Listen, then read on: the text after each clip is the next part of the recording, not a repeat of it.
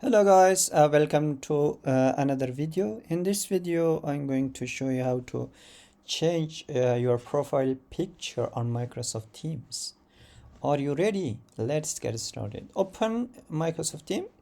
Okay, on the right side on the top you should see your profile. Click on your profile. At the moment I don't have any profile picture, so I'm going to click on my name. This is my name and click on picture. Okay, close. Just click on your picture, and here you can actually upload your profile picture. Let me choose a profile. This is the profile picture I have selected and click save.